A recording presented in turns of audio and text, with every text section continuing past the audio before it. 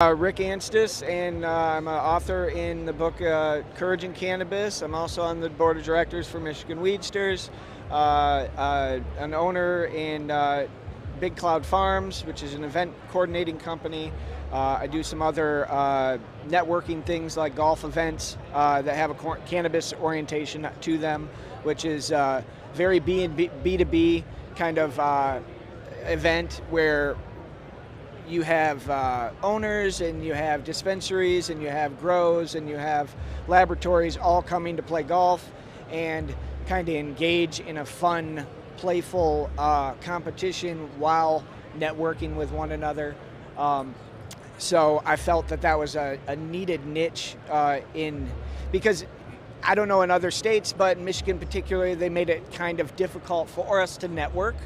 Networking was kind of a taboo thing. That's, the caregiver program wound up having the consumption, or the what do you call it? The compassion clubs. Thank you. That was there it is, compassion clubs. And that gave the opportunity for the networking. But in the business side of things, the licensure and the way that it was laid out made it very difficult for a proper ability to do these networking opportunities. A little too expensive, right? A little hard on the marketing budget to create an event that everybody can participate in, put their monies in, and get an ROI. And I think with events is a lot of it really in business, right, is that ROI. Are you going to attend this and be a part of it? What's it going to bring back to you?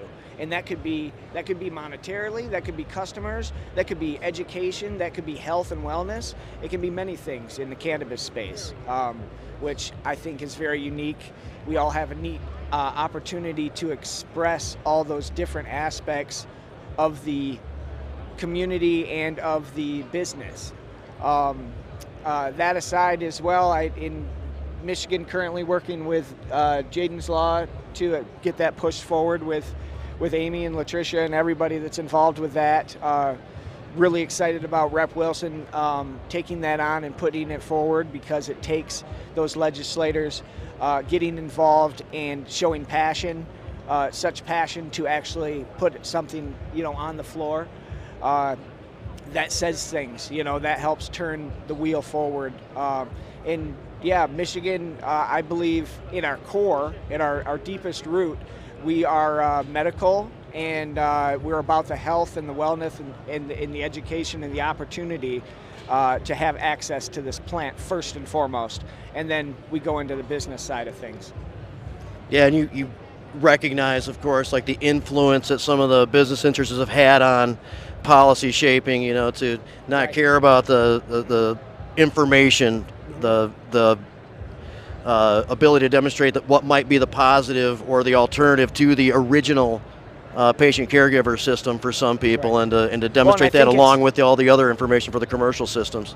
I think it's difficult as well for some of these recreational companies to lean over on the medicinal values that cannabis carries when they're not fully validated, right? So you're going to put a marketing campaign out there that is expressing a medical ability, right? That's got to get really tricky. That's hard to do. But in their stores, they can provide the access to the education of the terpene profile, the entourage effect, THC, CBD, CBG, the different values in those things. And I think some companies are taking that the right way.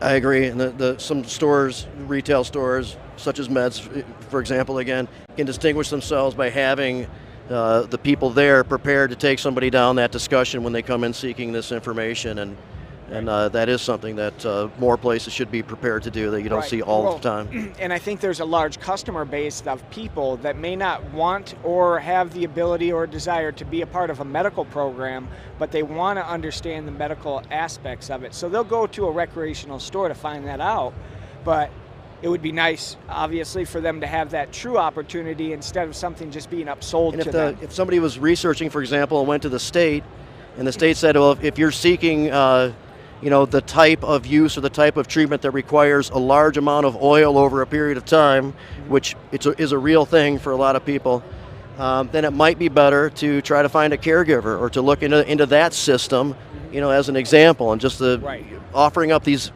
alternatives that really exist and not favoring one over the other. You can see where the influences are. And I think that's where Michigan could get better at, where our recreational companies start leaning on the medical program. Why not tell somebody to go get a medical card?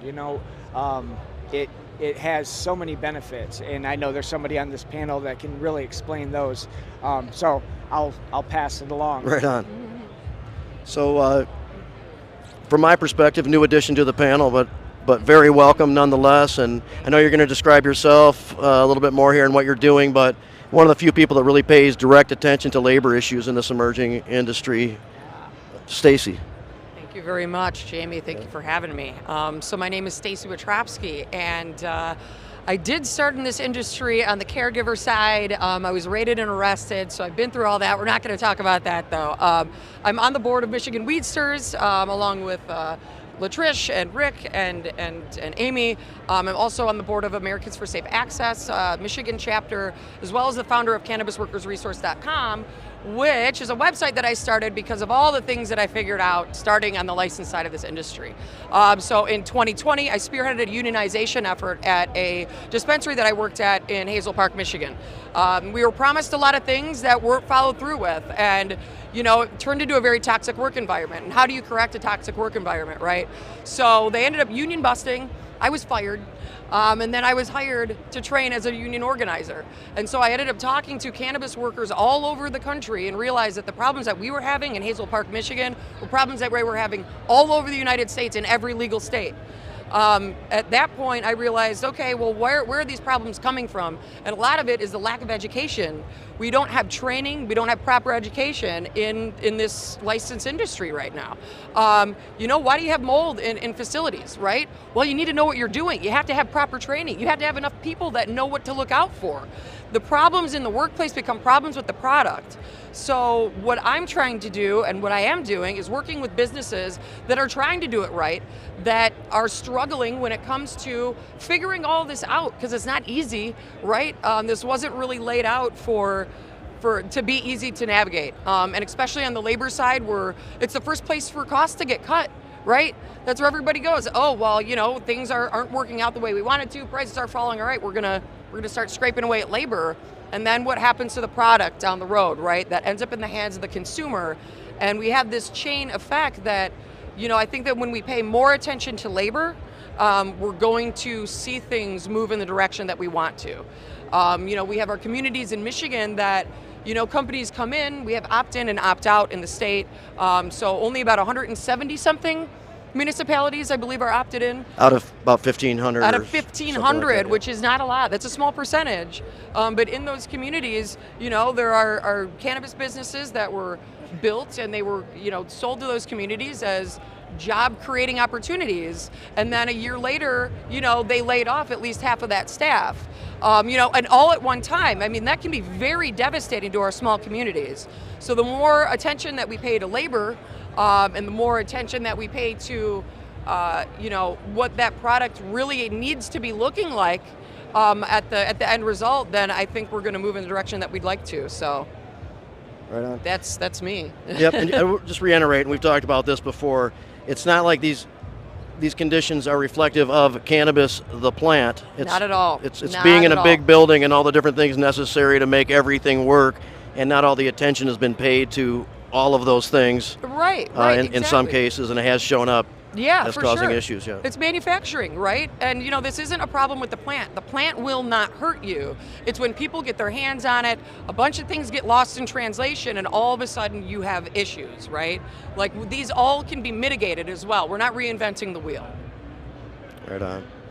And it is a struggle for companies to find the balance of labor and productivity and everything being, proper, and you're right, too much sometimes attention gets given to that as opposed to like a multi-pronged kind of approach. Well, you sure, know, sure, so- and especially this being the I guess we don't want to call it like a new industry because it's been around for a while, right? The new license aspect of this industry, we want to be flooding people with knowledge. We want the education there, right? How do you build better? You educate, right? And if you are starting on a basis of weak knowledge, then everything is going to crumble around it. So when you have that proper training in the right places, you're going to have the product that you want, and things are going to fall in line everywhere else. That's where you're going to see your ROI at. Right on. And I appreciate this being a part of this discussion today, because Yeah, thank you, Jamie. definitely room for it. And Ryan Bringold up next. Again, Ryan, go ahead and describe yourself a little bit more and what you want to let people know that you're doing and what's important of what's going on in Michigan. Well, my story starts a long time ago. I started using cannabis at 16. And at that time, cannabis isn't what it is today.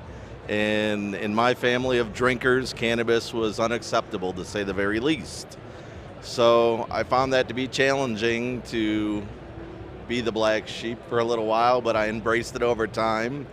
In 1987, I went to my first hash bash. So I want to shout out real quick to Adam Brook, because Mr. he Hash Bash showed me that I wasn't a black sheep, that there were people like me, that there was like-minded people that understood that cannabis was used to relax, to just improve lives. It wasn't a destroyer of them, and I never heard people say those things until I went to Hash Bash. So very shortly after I graduated high school, moved to Ann Arbor because I had found my people.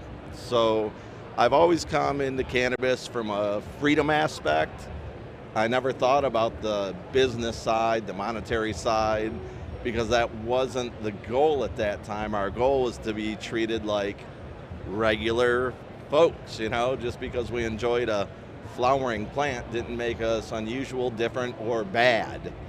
So again, being around people in Ann Arbor and being introduced to NORML and meeting Marvin, Adam Brook, and some of the longtime people, Renee Wolf, who, we all owe what we have today to those folks and the people that came before them.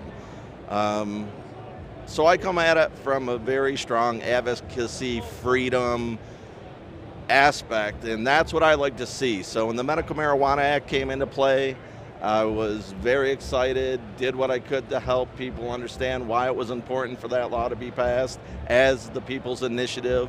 Michigan has that opportunity. As you know, I worked with you and Nick, who, had the signs when we did Prop 1, and I was very, interested in knocking on doors for Prop 1 because it opened the door. It opened the door to freedom, and that's what cannabis is. It's freedom. I don't want anything out of it other than to be allowed to use it and left alone to do so. And it was very important that we keep moving the ball forward in that manner. So anytime we can open that door to freedom, it's a good thing. And that's why I get involved with Hash Bash. I'm coming on to my 33rd consecutive Hash Bash. Even in Corona, I went down there, and one year I interviewed the police on the steps with my daughter and was at Hash Bash, even though we weren't supposed to be there. So they didn't get permits for a couple of years because of COVID. Right? It was very important, as Adam Brook and I believe Daryl and I believe John you Sinclair went down there. I didn't go. I was online doing the online version. But they go April 1st because that is the true date of Hash Bash. Now, for everybody that needs to know, it's the first Saturday in April, high noon. Be there, the Diag. But that's a great grassroots event, and that is my lead into this. But I did radio with Steve J. Green at iHeartRadio. We had one of the first cannabis true radio shows on iHeartRadio. And Steve taught me how to do radio, and when he moved on and wasn't able to do it, I brought the Skunk Works show to Flint on WFNT, and we did a lot of work with High Times. Jamie sat in many times with us, and we carried the ball further. And then you had Michael Camorn come up. Jamie came up with a great Jazz Cabbage Cafe, and that's just kept me going. So it's advocacy, it's being a weedster, it's fighting for the right for Jaden's Law, it's fighting for the right for Rick to put together great events on golf courses. Tricia, who protects people's rights and is a great researcher and checks people when they're doing wrong. Jamie, who continues with Jazz Cabbage and being partners between the caregivers and the retail business. Al Witt, who's a hero. Yeah. Right there. That's a hero. That guy did everything right and still did time, so the rest of us have freedom. Michael Toohey was around. He's a hero. There's Jamie people, Fricke's around here. Jamie, we have a lot of heroes. So that's what it's about for me. It's freedom. We move the ball forward with freedom and education with each other. So the bridge walk is something that's important to me because it's not talking. These are my friends, and we all have the same ideas and we agree.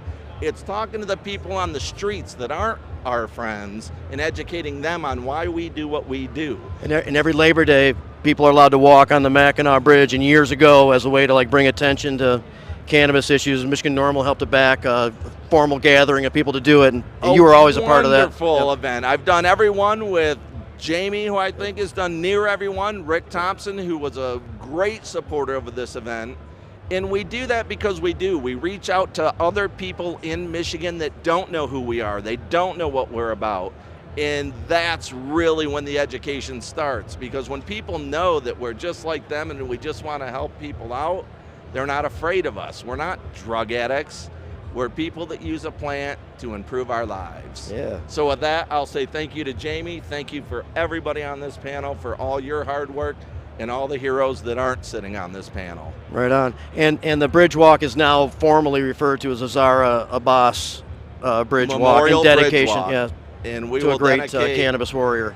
This year, Rick Thompson, we're dedicating it to you, and we love you, man, wherever Right you are. on. Appreciate that too.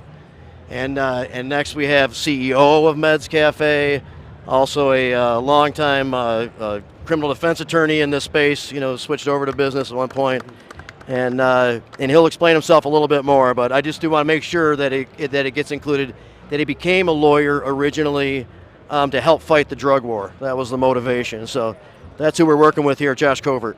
Thanks, Jamie. Yes, my name is Josh Covert, and like Jamie said, I went to law school to fight the drug war. The inspiration really for that was growing up in a home where my parents used cannabis, my parents' friends used cannabis, my uncles, aunts used cannabis, and I didn't really see anything wrong with it. And so growing up, I got a little older and started to figure out how to go about changing it. And I really can't say I really knew any better than I'll go be a lawyer and help people from becoming criminals. And I did that for quite a long time. I focused my practice on criminal defense cannabis cases all across the state of Michigan. And that was really fulfilling work. But there was a lot of stress behind it because I knew really great people were getting run through the system, having to go to jail, people like Al Witt that we mentioned.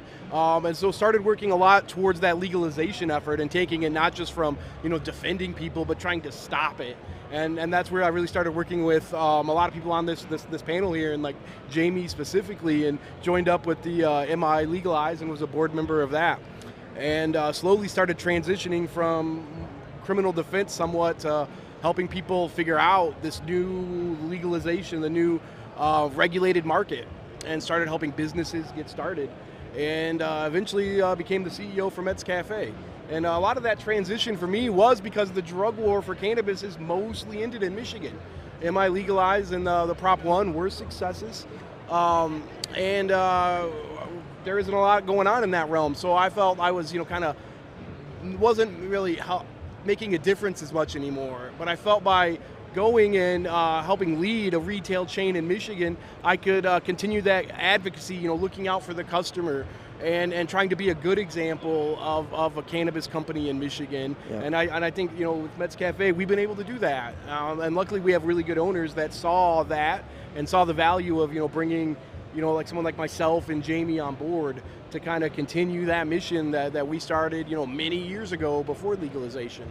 And so it's great to be on this panel and be here today and at MJ Biz Con and share this with everybody. Yeah, so, I definitely attest to, and as Ken Al works with us at Meds Cafe too, now that the decision-making process, as directed by Josh's approach, is based around what's best for the consumer. And you'd be surprised how many good business decisions arise from taking that approach. One other thing, so much appreciated. too is that I'm able to do pro bono cases now.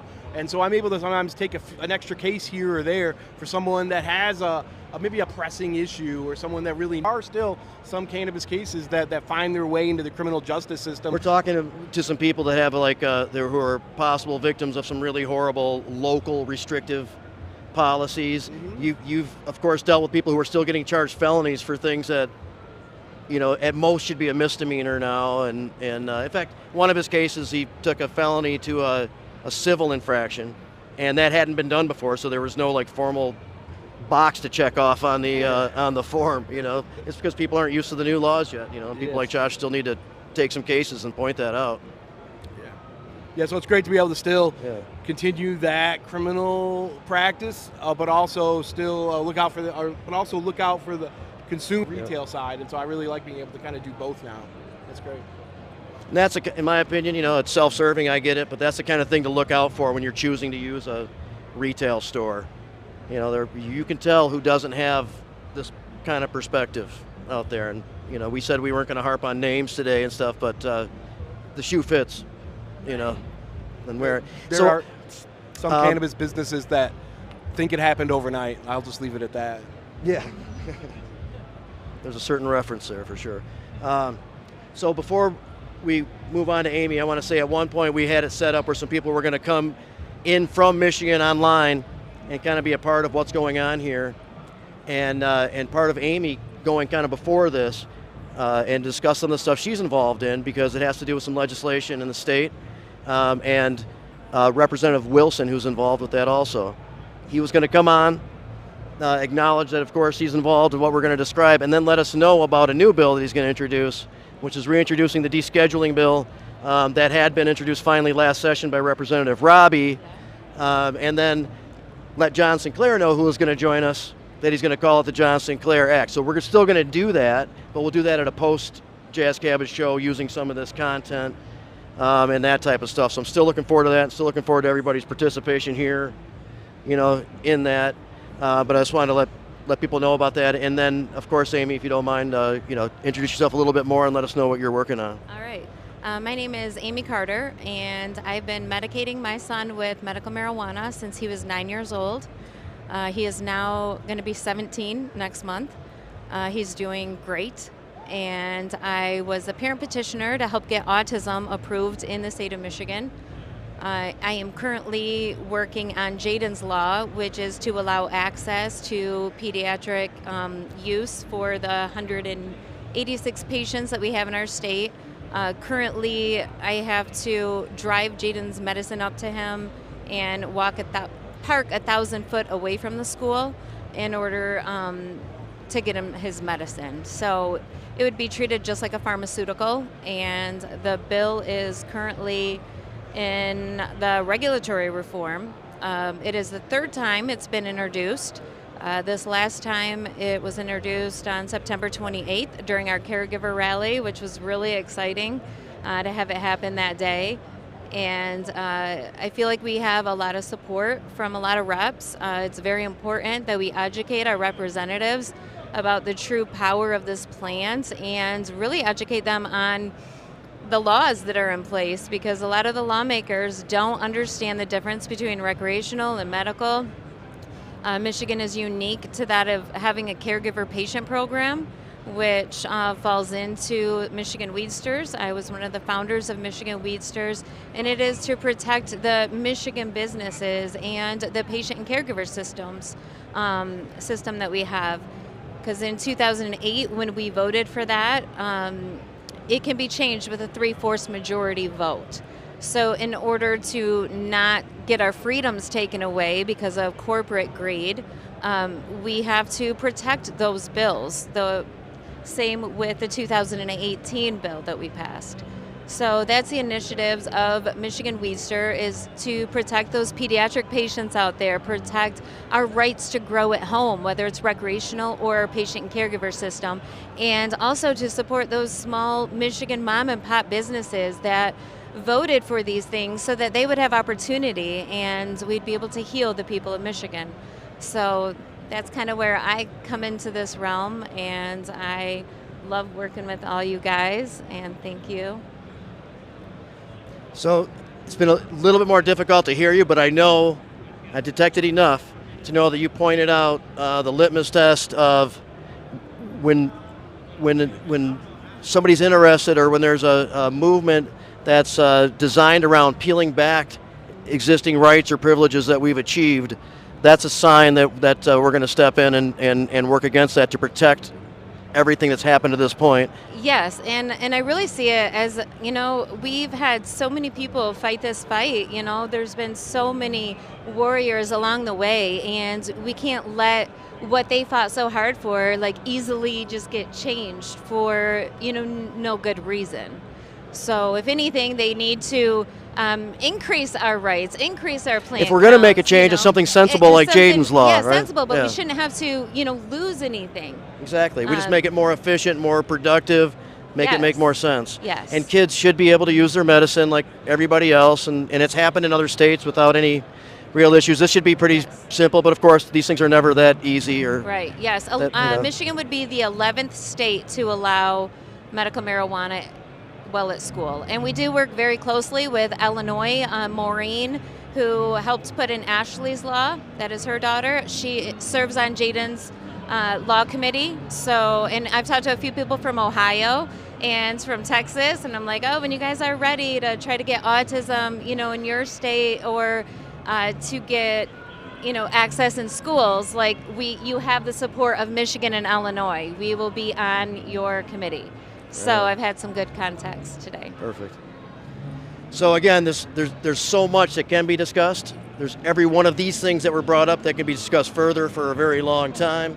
So we can only offer up some snippets, but this concept that there's a lot going on, that we're trying to make things better, how we kind of define where some of the lines are, understand that we have disagreements at large in this diverse community, but that we have a few things that are foundational, and that's one of the reasons why I think we've done some good work in Michigan, and need to continue to. So we'll wrap up with just everybody, if they'd like to just say goodbye or have any parting thoughts or anything like that, and go back in order. And back with Latricia. And thank you very much for participating, Latricia. Really appreciate it, and working with me on lots of different things. Well, thank you for having me. If you want to find the Michigan Weedsters, you go to MichiganWeedsters.com. You'll also be able to find us on Facebook and Instagram. We're always looking for volunteers. Anybody that wants to come in, if you're interested in passing any information, if you have any feedback in the community, we'd like to hear from you there too. And thank you again. Excellent, thank you. Yeah, I just want to thank everybody on the panel today for doing so well and expressing Michigan in a positive, forthcoming manner, the way that we do so well. And anybody out there in different states, I want to express the difference between our law and some of the other laws. We have a citizen-driven law, and it was petitioned and it was fought for. And we're different than other states in that regard because we'll continue to fight for it. Whereas some laws are deep in legislation and already fully handled in the manner that they're handled, and it's going to be much harder for the people themselves to implement any change. So with that said, great message. Yep. Yeah. Way to encapsulate that. Yep. Stacy. Thank you very much for having me on this awesome panel. So for anybody that's in the industry, you can go to cannabisworkersresource.com. On there is a bunch of free supplemental training for cultivation, processing, and retail. So if you're trying to get into the industry, or if you're working in the industry and you really don't think you might have all the things there, you can go to Cannabis Workers Resource and hopefully find some things that'll take you through and make you a little bit more confident in your role. And also educate your representatives. We have to talk to our representatives. Amy brought this up, and I really want to touch on that as well. So when I've talked to our representatives, is the thing that I always get asked is, well, people are getting sick in the industry. Where's the proof? Where's the receipts, right? Because there is no mandatory, what's the word I'm looking for?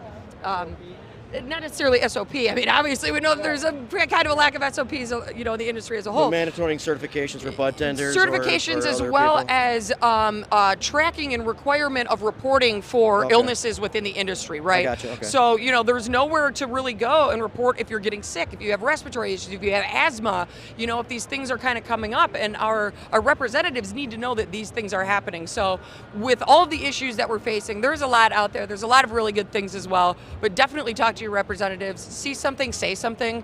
I know that's kind of cliche, but I think we're kind of at that point. But yeah, thank you again for having me here, guys.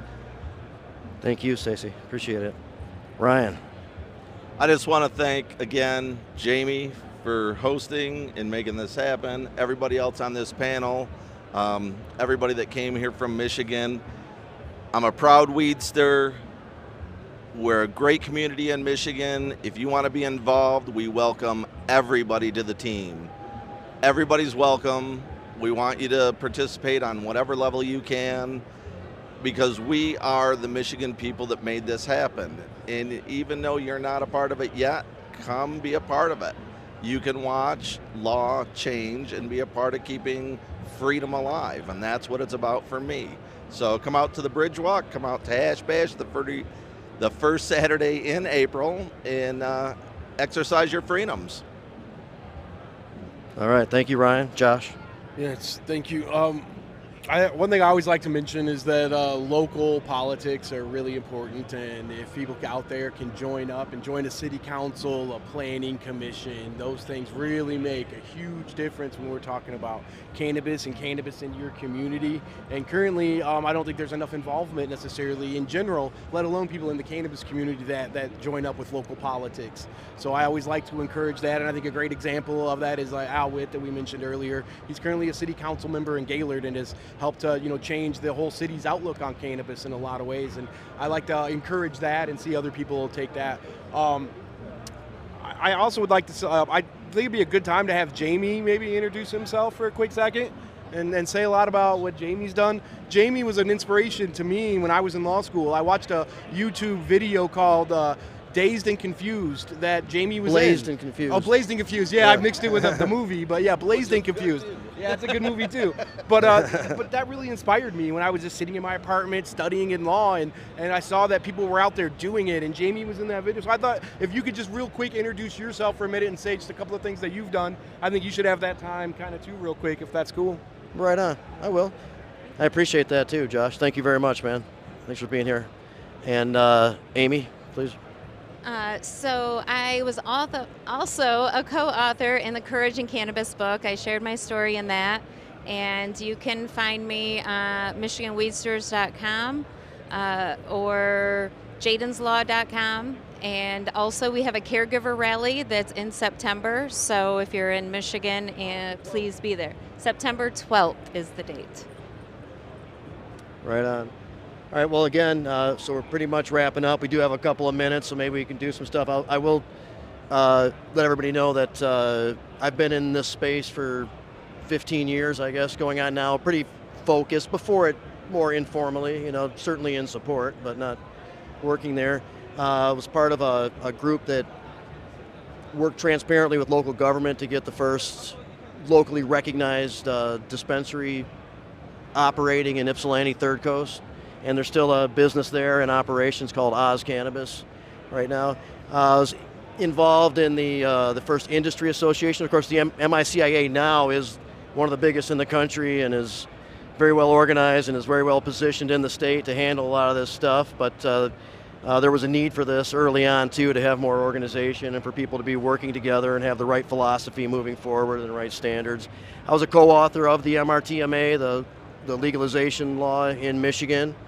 And again, that's with the same, my input was with the same concept of balancing individual rights with allowing for businesses. As Josh always says, when we were having these discussions, we never sat around and discussed what might be best for these businesses that want to invest later on or whatever. We never had that in our minds. In hindsight, we should have had more focus maybe on upcoming labor issues and conditions and things like that than we did, and maybe better teeth for social equity stuff. I mean, but certainly we didn't design this to advantage anybody who we are saying is outside of this community. And of course, Jazz Cabbage Cafe, Planet Green Trees, Medical Mondays, just working with everybody in different ways in support and helping in some cases just to set the right people up with each other, quite often knowing who's working on what, and just trying to do my thing. This has taken tens of thousands of us over decades to move the needle. A few people such as us might be out in front helping to organize and getting information to people, but it has taken everybody's effort everywhere really to do this in the way that we have, and that we need to continue that too. It's not a personality thing, it's a movement, it's a community. And we can help communicate to the right people, certainly. And look out for all of us, look out for any of this information that might be appealing. There's lots of involvement to be had or things to be aware of, and the more people we have kind of connected, whether loosely or directly involved, is going to make all these changes that we want to see work better. We do have 1 minute left. Al, come on up here, man, if you don't mind. Al Witt's got a really intense story in this whole movement. We'll just encapsulate it, pretty quickly. He was in Gaylord. There was some activity being allowed there kind of early on, kind of tolerated. It was an oasis in the northern Michigan part, but it was very conservative. But at some point, it got to where the multi-jurisdictional task forces, wanted to get involved in raids. So they went to the businesses, they went to the homes, similar to what has happened around the state. Al was caught up in that. Josh was his lawyer, did a great job. Yep. And he had a tough challenge, really did as well as you could possibly do. Still had to go to jail. He came back out though, worked to become a city council member in Gaylord and to formally bring cannabis business into the city. So we're happy to have him with us at Meds Cafe, and he fits right in with the philosophy that Josh has started there. Absolutely, Yeah, absolutely. man. Yeah, and so yeah, we got raided back in 2015. Became a felon after losing the court case, and got put to jail, and then was on felony probation, and ended up running for city council to make the changes, and really got active with the local community in the state, and working with Josh and Jamie and a lot of other people to make all this happen. But we ended up running for city council against a person that's been on the council for 20 years, a retired state police officer, the head of EMS's wife. So some very respected individuals in the community, and I was a felon on felony probation, literally on felony probation, won a political campaign. Right on. And then, continued to serve, and then ended up putting on 3 other members on the council. We put the mayor into place, and then ended up getting the city of Gaylord opted into recreational marijuana. And it's crazy to see like the numbers. As when I got onto the board, we had a little over $100,000 in the general fund. And after recreational marijuana, we have over $1.3 million in our general fund. That's all from cannabis. So off an $11 million budget, 10% of our funding comes from cannabis and these businesses that are here and the growth. So it's cool to see that kind of change and what it actually does for that. So it's like all those days of sitting in jail, going through all that stuff, being raided 3 times.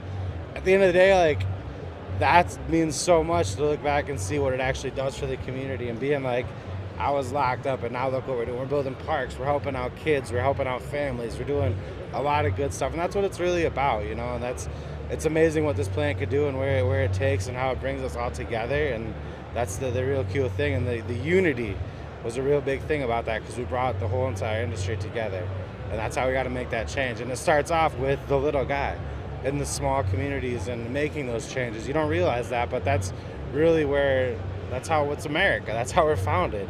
That's how you change shit, is through the local level, and you build up like that and work through the state and make these changes and do petitions and stand up for your rights. And a lot of people get sidetracked, stuck on their phones and not realizing the world outside of them and what's going on. And that's how we need to stay up on these laws, work with the Jaden laws, continue moving things, make it a place for safe for people to consume.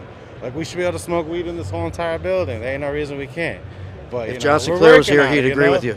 Yeah, absolutely, absolutely. But yeah, just a little background on that. Thank you guys. You have a great story, and it's a very important example, man, and very much appreciated. So thanks a lot. I'm glad we had some time to get that in, man. Yeah, definitely. So I think that's about it. I think we're going to wrap it up. Really appreciate everybody's involvement. Again, MJ Biz Con for this platform. Groovy and Canada Dave from My CannaCast facilitating the broadcast and this production. We will have a Jazz Cabbage broadcast to go over this again and to bring in Rep Wilson and others and and demonstrate to everybody what we did here. So thanks to God, everybody. Really appreciate it. Signing off from Las Vegas. Yep.